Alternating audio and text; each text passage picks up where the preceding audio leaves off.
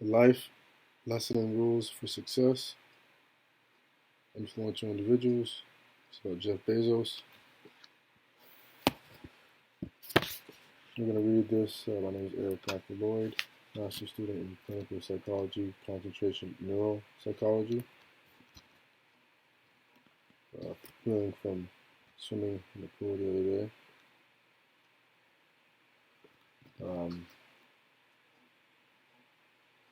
We're going to read chapter 1. Probably read the whole book. 64 pages. This is the life lessons and rules for success, influential individuals, the journey, the teachable moments, and 10 rules for success, cultivated from the life and wisdom of Jeff Bezos. Jeff Bezos is the owner of Amazon. I think he's also interested in space flight, things like that, space travel. This book only has 6 chapters. It's a very thin book. Chapter 1, The Little Genius from Albuquerque. Chapter 2, Early Career. Chapter 3, Building the World's E-Commerce Giant. Chapter 4, Blue Origin, Journey into Space. Chapter 5, 10 Success Principles to Live By. Chapter 6, Little Known Facts and Final Words.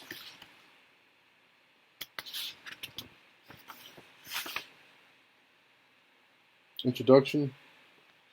He knocked Bill Gates from the coveted spot of richest man in the world in October 2017 and has held that position ever since. In 2018 alone, his wealth as of June has grown by almost $40 billion.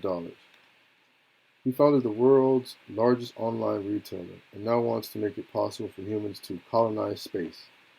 In short, Jeff Bezos is the man. In this book, we take a look at the life of Jeff Bezos, from humble beginnings in Albuquerque to present-day CEO of Amazon. The book takes a look at the inspirations and influences that make Jeff Bezos the man he is today, as he has ensured the success he is now known for. The aim of this book is not to give you a glimpse into the life of the world's richest man, but to also inspire and teach you some of the success principles that have guided Jeff Bezos so far. Ready to learn from the richest man ever? Let's dive in. Chapter 1, The Little Genius from Albuquerque. If you double the number of experiments you do per year, you're going to double your inventiveness. Jeff Bezos. In July 2017, American entrepreneur Jeff Bezos surpassed Bill Gates to become the richest man in the world, with a net worth of $141 billion. The only person to ever cross the 100 billion mark is Bill Gates, whose net worth crossed the mark briefly back in 1999 following the bump in Microsoft stock. Jeff Bezos is known the world throughout. He is the founder and CEO of Amazon.com, the world's online retailing giant. Bezos is also the founder of Blue Origin, a space flight company he founded back in 2000 with the aim of commercializing space. Add to that the Washington Post, which he bought back in 2013 for a whopping $250 million. To many people, Jeff Bezos is a highly intelligent and highly motivated billionaire who will stop at nothing to push the limits of technology and business. However, Bezos has not always been the billionaire the world knows today. Where did Jeff come from, and how did he turn a seemingly crazy idea into the world's e-commerce giant? The story starts in the city of Albuquerque, deep in the deserts of New Mexico. The Amazon CEO was born in Albuquerque, New Mexico, on the 12th of January in 1964, as Jeffrey Preston Jorgensen to parents Jacqueline and Ted Jorgensen. At the time of his birth, Jeff's mother, Jacqueline, was only 17 years old. His father, Ted, was a unicyclist, a bicycle shop owner, and a member of a group known as the Unicycle Wranglers, who specialized in making performances in country circuses and fairs, in county circuses and fairs. A short while after Jeff's birth, his parents' marriage hit the rocks. While while forcing Jacqueline and Ted to separate before Jeff's second birthday.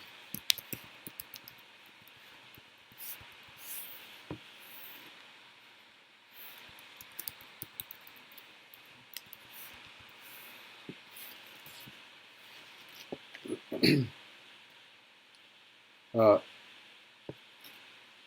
so I'll just read that part again. It says, at the time of his birth, Jeff Bezos, that is, Jeff's mother, Jacqueline, was only 17 years old. His father, Ted, was a unicyclist, a bicycle shop owner, and a member of a group known as the Unicycle Wranglers, who specialized in making performances in county circuses and fairs. A short while after Jeff's birth, his parents' marriage hit the rocks, forcing Jacqueline and Ted to separate before Jeff's second birthday. After the separation, Jeff's biological father entirely forgot about his young family and only come to know of Jeff's billionaire status when being interviewed by an author who was writing a book about Jeff.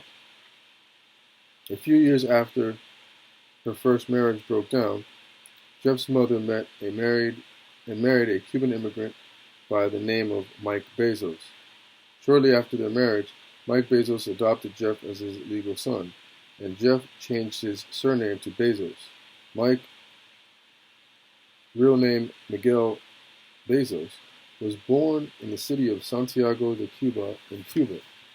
Due to the tense political climate of Cuba at the time, Mike Bezos escaped to the United States at the age of 16, leaving his parents behind in Cuba. After moving to the United States, Mike managed to get a scholarship at the University of Albuquerque.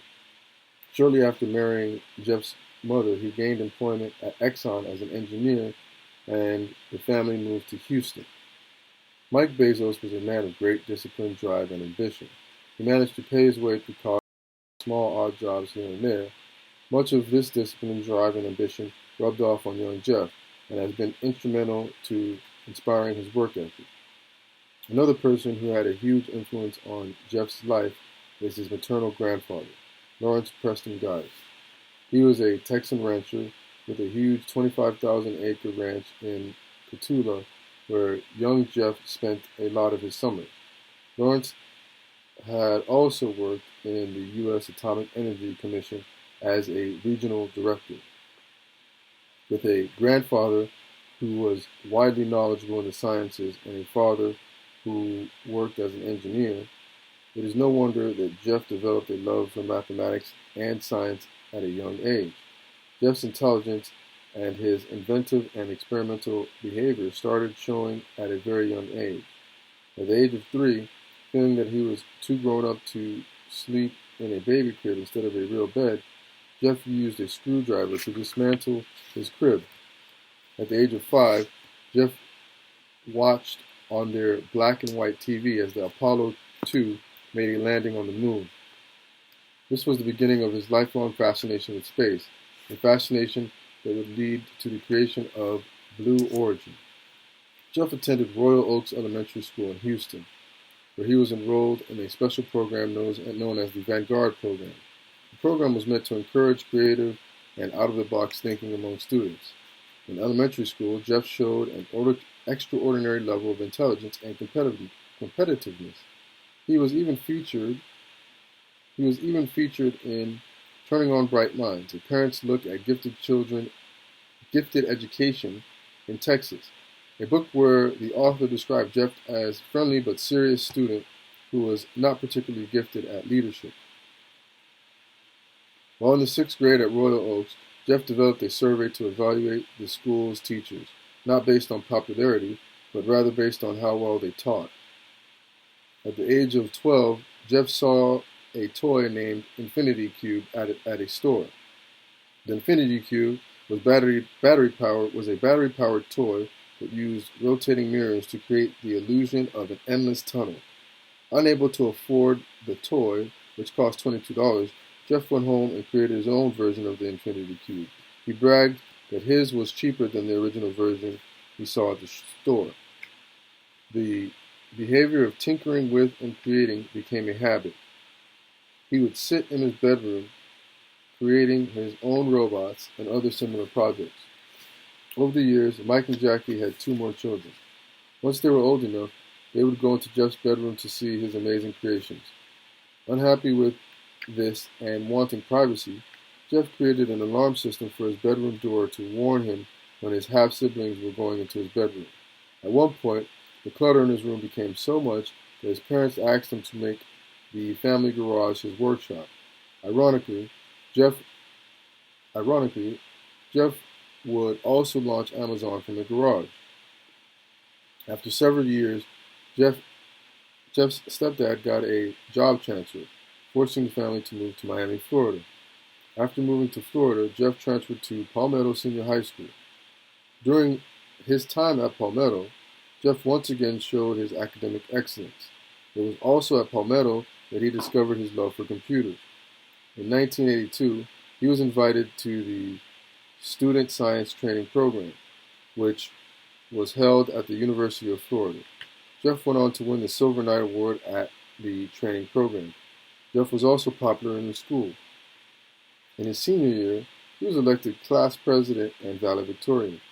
Jeff Bezos graduated from Palmetto as a National Merit Scholar, earning himself a spot at Princeton University. It was while at Palmetto that Bezos had his first encounter with retail and entrepreneurship. During one of his summer breaks, he worked as a fry cook at McDonald's, flipping burgers, scrambling eggs, and making fries in response to the sound of buzzers. Bezos truly hated his time at McDonald's. In order to avoid working as a fry cook at McDonald's during the next summer break, Bezos and his then-girlfriend Ushi Werner came up with his first entrepreneur venture, which he named Dream Institute. Dream Institute was a summer education camp for younger kids in 4th, 5th, and 6th grade. The term DREAM was an acronym for Directed Reasoning Methods. Jeff's Dream Institute focused on science and literature. As a part of the program, students were required to read a number of books including David Copperfield, Stranger in a Strange Land, Gulliver's Travels, Black Beauty, The Once and Future King, The Lord of the Rings, Treasure Island, and Watership Down. The science part of the program focused on topics such as space colonies and interstellar travel, fossil fuels and fusion, and TV and advertising. The Dream Institute, which charged each student $600, managed to attract 6 sign-ups, 2 of whom were Jeff's siblings. From his days in Palmetto Senior High School, Jeff had developed an admiration for Stephen Hawking. Therefore, when he enrolled in Princeton University, he intended to study physics, following the footsteps of Stephen Hawking. After enrolling into the physics program for a short while, Jeff gave up. He found that the program did not live up to his expectations. Rekindling his love for computers, Jeff transferred to a double major in computer science and electronics. During his time at Princeton, Jeff developed several software programs. He also became the president for Princeton's chapter of the Students for Exploration and Development of Space. Bezos graduated from Princeton summa cum laude with dual degrees in computer science and electrical engineering. He also garnered membership to honor societies Tau Beta Phi and Phi Beta Kappa. Chapter 2, Early Career. If we think long term, we can accomplish things that we wouldn't otherwise accomplish. Time horizons matter. They matter a lot. Jeff Bezos. Jeff Bezos did not launch Amazon immediately after leaving Princeton. He spent the majority of his 20s job hopping, the same way many millennials are spending their 20s today. On graduating from Princeton University in 1987, Bezos received job offers from huge companies such as Bell Labs, Intel, Anderson Consulting, and several others. Bezos turned them all down. Instead, he went to work for a fiber optic startup known as Intel, after answering an ad in the Daily Princetonian that was looking for the best computer science graduates from Princeton. Bezos was the 11th employee to be hired by Intel, whose aim was to create an telecommunications network to allow trading firms an easy and secure process for cross-border equity transactions. Bezos started out life at Mattel as a code debugger. However, after demonstrating his excellence at the role, he was quickly promoted to the head of development and director of customer service. According to Graciela Chichilinsky, Chinchilinsky, one of Mattel's co-founders, Bezos was a capable and upbeat employee who was highly devoted to his work without caring what other people thought of him. Bezos stayed at Mattel for about 2 years, a period during which he worked tirelessly in trying to get the startup off the ground. The startup failed to make any reasonable growth. In 1988, Bezos left Mattel and moved to Bankers Trust as a product manager. Bankers Trust is now a part of Deutsche Bank. After joining Bankers Trust, Bezos again received a series of promotions and soon became vice president. However, during his time at Bankers Trust, Bezos grew frustrated by the fact that the institutions in the financial sector seemed reluctant to challenge the status quo. Bezos began thinking about starting his own business. In 1989, working on his spare time, he partnered with Hazy Miner, who was employed by Merrill Lynch, to start their own venture that would send customized newsletters to subscribers via fax. However, Merrill Lynch, which had promised to fund the venture, withdrew its support, leading to the collapse of the young venture. Hazy Miner would later leave Merrill Lynch to found CNET. After 2 years at Bankers Trust, Bezos became bored with the financial sector. He started distributing his resume to recruiters with the aim of making a transfer from the financial sector to technology, a field that he felt held his real passion. Bezos believed computer automation was poised to revolutionize the business environment. Despite his intent to leave the financial sector, one headhunter managed to convince Bezos to take up a job at a 2.5-year-old hedge fund known as D.E. Shaw & Co., referred to as Desco by his employees. Despite being in financial services, Desco was not an ordinary financial company. Desco was a quantitative hedge fund that had been started by David E. Shaw in 1988. Before forming Desco, Shaw had been working as a computer science professor at Columbia University. Desco was a financial firm that was focused on using complex mathematical formulas in computers to identify and take advantage of anomalous patterns in the international financial markets. For instance, in situations where the same stocks had different prices in different countries or continents, the computer scientists at Desco would come up with software programs to execute trades while taking advantage of these differences. Desco was different from conventional Wall Street firms in a number of ways. First and foremost, the firm did not employ financiers.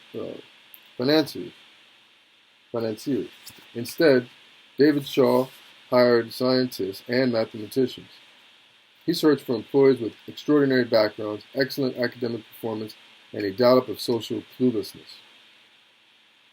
Shaw's aim was to turn Desco into an iconic Wall Street firm by applying the capabilities of computers and technology to the financial sector in a scientific way. In addition, Desco did not have any of the uncalled-for formalities that were a natural part of other Wall Street firms. Desco actually looked more like a Silicon Valley startup than a financial firm. Desco employees were free to wear khakis and jeans instead of suits and ties. Desco also applied the flat hierarchical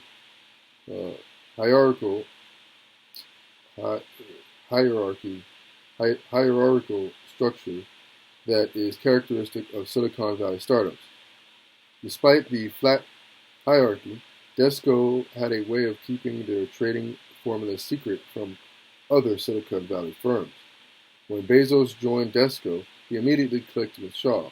Bezos actually considered Shaw to be a workplace soulmate. The fact that both of them were computer scientists also made it easy for them to get along. Just like in the previous companies he had worked at, Bezos rapidly moved up the ranks at Desco. By 1992, 2 years after joining Desco, Bezos had become a vice president at only 28 years old, making him the youngest ever employed to become vice president at Desco. Within 4 years of joining the hedge fund, Bezos had risen to the rank of senior vice president. There were only 3 other senior vice presidents. While working at Desco, Bezos showed many of the idiosyncratic characteristics that he has come to be known for, as throughout his life he was always very disciplined and thorough with his work. At all times he carried a notebook where he kept a record of his ideas to prevent them from escaping his memory. He was also very open-minded. He had no trouble ditching old ways of doing things if he found a better method of achieving results. From childhood to his current tenure as CEO of Amazon, Bezos has always been obsessed with data. Most of his decisions and actions are based on careful analysis of processes and data. This obsession with data and being analytical applies even to his personal life. While working at Desco, he decided that it was the right time for him to start searching for a girlfriend. He did not want just any type of girlfriend. He wanted his potential lifetime mate to be smart and resourceful, or what he referred to as N plus women. To help him find a partner, Bezos started using a systematic approach in order to increase his women flow. Women flow was a play on the phrase deal flow, which is a phrase for a Wall Street technique used to regulate the number of new deals they take in. Convinced that it would help him get exposed to N plus women, Bezos even went ahead to take ballroom dance classes. Unfortunately, his systematic approach to dating did not help his search for a girlfriend. However, the stringent recruitment requirements and measures applied attracted women with the kinds of smarts and resourcefulness that Bezos was looking for in a woman. Mackenzie Tuttle, who would become the future of Mackenzie Bezos, was an English major who had graduated from Princeton. After a stint working as an assistant to author Toni Morrison, Mackenzie joined Desco as an administrative assistant and shortly after started working directly under Bezos. The two fell in love and started dating. After 3 months of dating, Bezos and Mackenzie were engaged and then married 3 months later in 1993. During his time at Desco, Bezos was a workaholic. He even had a sleeping bag in his office in case he needed to spend a night at the office. The sleeping bag was rarely used, since most of his time at the office was spent working.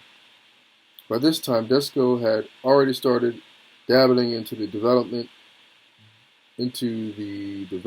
world of the Internet.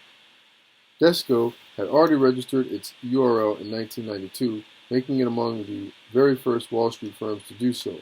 Goldman Sachs registered its URL in 1995, while Morgan Stanley registered theirs in 1996.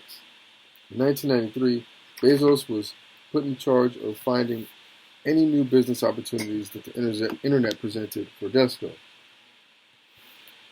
Bezos had some experience with the Internet during his high school days at Princeton. However, he had not considered any commercial applications of the technology before coming to Desco. Each week, Bezos and Shaw held brainstorming sessions to find ideas on how Desco could take advantage of the Internet to grow its business. Bezos would then research the ideas they came up with to determine their feasibility. While researching on the Internet one day, Bezos came across the statistic that the usage of the Internet was growing at a rate of 2,300% every month, causing a light bulb moment, or an aha moment. To Bezos, such an amount of growth was incredible and represented a huge opportunity. Immediately, he set out to explore the feasibility of starting an online business. After brainstorming for ideas of what to sell over the Internet and creating a list of 20 possible products, he came to the conclusion that books were the most logical thing to sell over the Internet. To Bezos, it was impossible for a physical bookstore to stock a comprehensive inventory of print books. Instead, most bookstores turned to distributors in case a customer asked for a book that was not in stock. In addition, the top two book distributions in the country already had exhaustive electronic catalogs of the books they had in stock. Bezos surmised that if he had a central database of an exhaustive catalog of books from which customers could order and buy books, then he could easily take much of the business from physical bookstores. After concluding that the prospect of selling books on the internet presented a very exciting opportunity, Bezos approached Shaw with his idea. Shaw did not see any potential in the idea and was not ready to devote the firm's resources to the idea. Bezos, on the other hand, was still convinced that the internet was the next frontier of business. Unable to convince Shaw to give priority to his idea, Bezos announced to Shaw that he would be leaving Desco to go and start his own internet company. Shaw tried his best to persuade Bezos to remain at Desco. Taking a walk in Central Park, Shaw had a talk with Bezos, asking him to consider the implications of the decision he was about to make. By leaving, not only would Bezos be leaving behind a financially secure position, but also a chance to play a crucial role at Desco. At one point, Shaw even made it clear to Bezos that Desco would probably become a competitor to his new company. Jeff, however, had made his decision, and no one can change his mind. Chapter 3, Building the World's E-Commerce Giant. People don't have any idea yet how impactful the internet is going to be, and that is still day one in such a big way. Jeff Bezos. In chapter 3, I'll go ahead and read in the next video, because this one's 27 minutes long. Read chapter 3 through chapter 6 and finish the book. The Life, Lessons and Rules for Success, Influential Individuals. This one's about Jeff Bezos. The Journey, the Teachable Moments, and 10 Rules for Success, cultivated from the life and wisdom of Jeff Bezos.